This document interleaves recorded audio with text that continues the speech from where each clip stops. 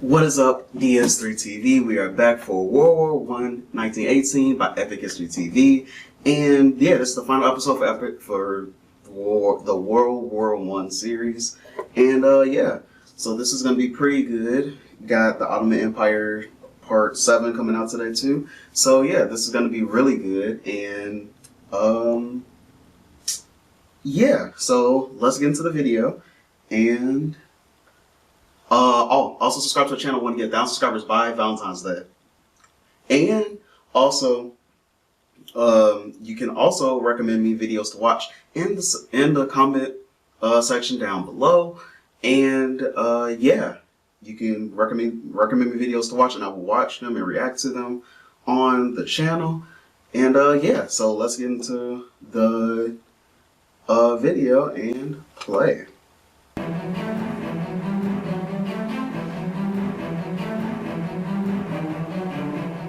1918.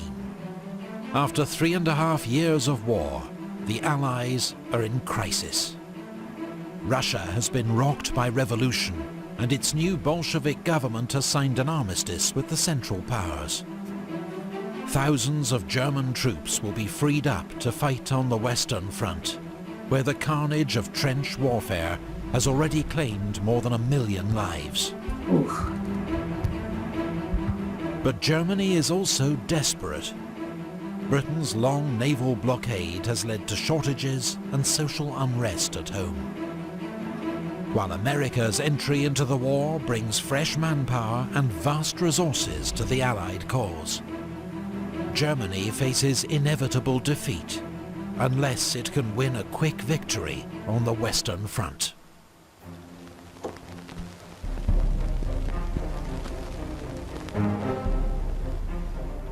US President Wilson announces his 14 points.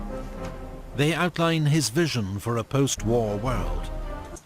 Well, basically, I don't know if I posted the video because I don't know if I still have it, but it was basically because he felt like that he could be the mediator for the world, and he felt like that should be the U.S. that the U.S. should be the mediator for the world. That's what he was thinking, and it's really not that good. Like, it was not that good, and that's why nobody really liked that he was there because America didn't play a huge part in World War I, not at all. Including an end to secret treaties, a reduction in the size of armed forces, self-determination for the people of the Austro-Hungarian Empire, and an international organization to settle future disputes. But most European leaders dismiss his ideas as wishful thinking. At Brest-Litovsk, Bolshevik Russia signs a peace treaty with the Central Powers. Russia gives up vast amounts of territory in exchange for peace. 500,000 German troops can now be redeployed from the east to the Western Front, where German General Erich Ludendorff plans an all-out, last-ditch offensive to win the war. Ludendorff's spring offensive catches the Allies off guard. German stormtroopers, using new infiltration tactics, help to overwhelm the British Fifth Army, which is soon in full retreat. The German advance threatens to split the British and French armies, with disastrous consequences. So French General Ferdinand Foch is appointed Supreme Commander of Allied forces to coordinate strategy. Outside Amiens, British and Australian troops improvise a defense and finally halt the German advance. The German offensive switches to the north, targeting the Channel ports. But the British inflict heavy losses on the Germans and prevent a breakthrough.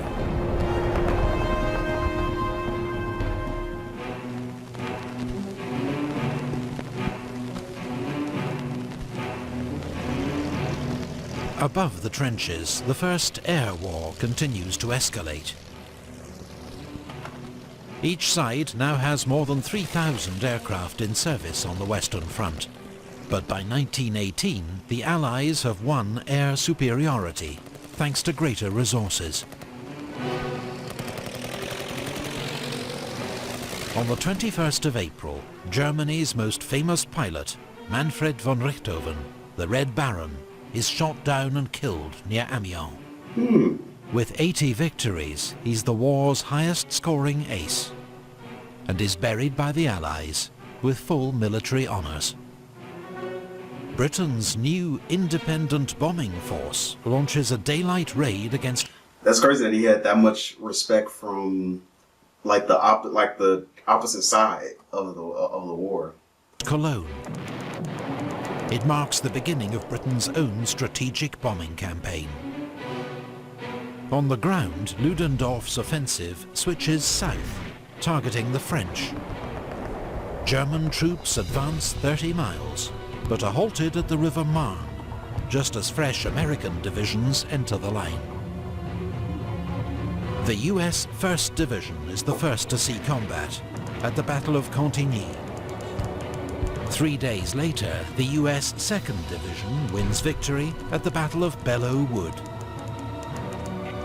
By now, there are nearly 1 million American soldiers in France, with 10,000 more arriving every day. The fourth phase of the German offensive leads to a 9-mile advance, but is finally halted by a French counterattack. In Italy, Austria-Hungary launches an attack at Asiago and the Piave River to support Ludendorff's offensive in France. But it's repulsed with heavy losses, and morale amongst the Austro-Hungarian army collapses.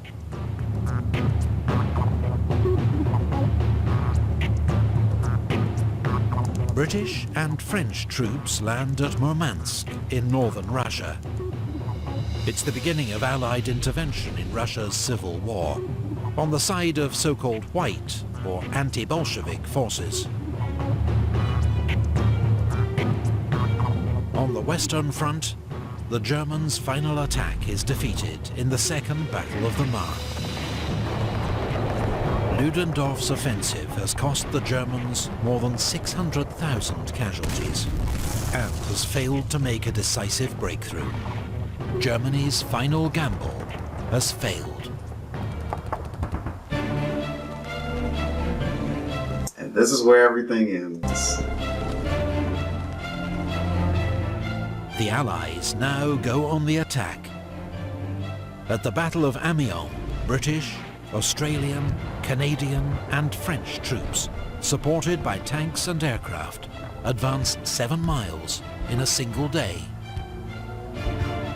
General Ludendorff calls the 8th of August the Black Day of the German army. German troops are exhausted, hungry and demoralized, and begin to surrender in their thousands.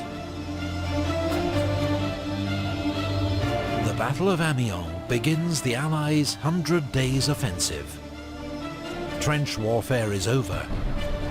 The Germans are in full retreat.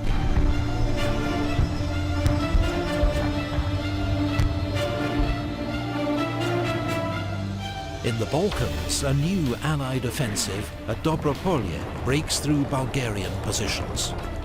The overstretched Bulgarian army collapses, and 2 weeks later, Bulgaria signs an armistice.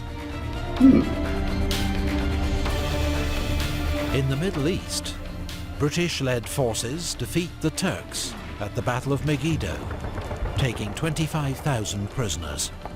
Allied troops soon occupy Damascus and Aleppo. On the Western Front, Marshal Foch orders a general attack. British, French and American armies reach the Hindenburg Line, a line of reinforced German defences, and break through.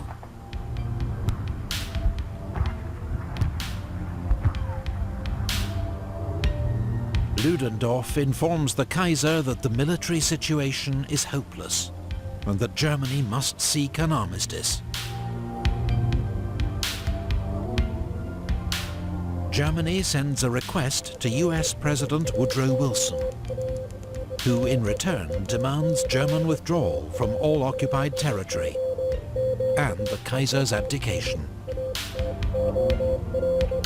On the Italian front, the Allies deliver the final blow to Austria-Hungary at the Battle of Vittorio Veneto. The Austro-Hungarian army disintegrates and 300,000 prisoners are taken. Ooh. With the Central Powers facing collapse, the Ottoman Empire signs an armistice with the Allies at Mudros. 4 days later, Austria-Hungary signs an armistice with the Allies at Villa Giusti. At Kiel, the German High Seas Fleet is ordered to make a suicidal attack on the British Navy, but instead it mutinies. I mean, I wouldn't have done a suicidal attack if I had the option to. Revolution spreads through Germany. The Kaiser abdicates, and a German republic is proclaimed. On the 11th of November 1918, a German delegation signs an armistice with the Allies inside Marshal Foch's railway carriage at Compiègne. It comes into force at 11 a.m., but fighting continues until the last moment. American Private Henry Gunter is killed, charging a German machine gun at 10:59. He is thought to be the last soldier killed during World War I. 3 days later, in East Africa, German General von Lettow-Vorbeck surrenders his army on the Chambezi River. For 4 years, he has tied down huge numbers of Allied troops, remaining undefeated while cut off from home. He is still considered one of history's greatest guerrilla leaders.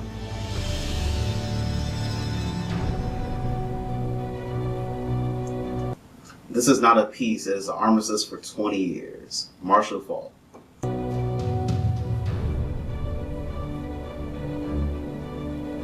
The Paris Peace Conference opens at the Palace of Versailles, just outside the French capital. Delegates accept a proposal to create a League of Nations to settle future international disputes. The Versailles Treaty, signed in June, imposes harsh terms on Germany. Its military is restricted in size. It must pay war reparations to the Allies.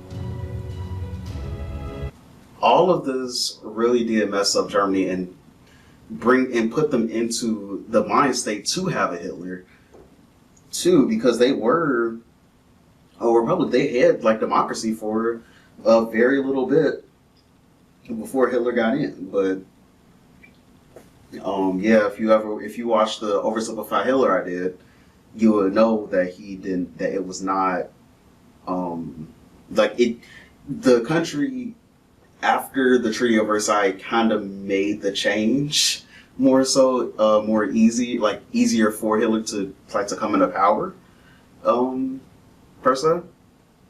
It loses territory to its neighbors, and its colonies are seized by the victors. Germany must also accept responsibility for the war in a war guilt clause, a source of lasting resentment in Germany.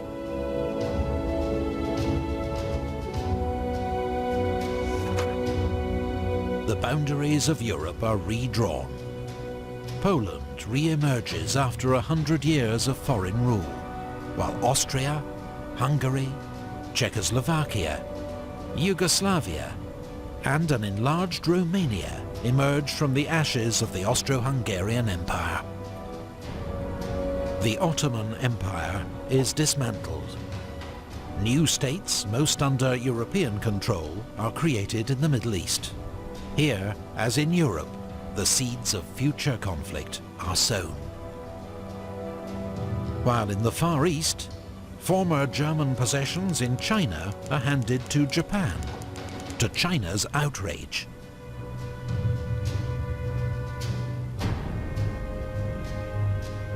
World War I claimed the lives of 9.5 million soldiers.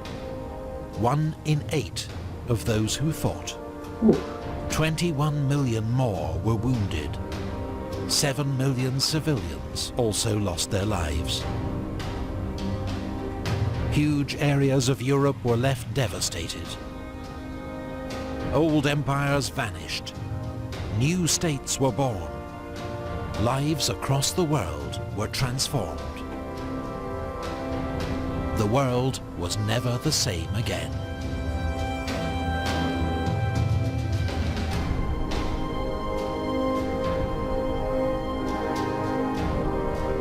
If you enjoyed this... Well, that was a good video. I'll talk to you guys in the next video. Also subscribe to the channel. We want to get 1,000 subscribers by Valentine's Day. And also you can comment videos down in the comment section down below that I can react to. And yeah, so I'll talk to you guys in the next video, and peace.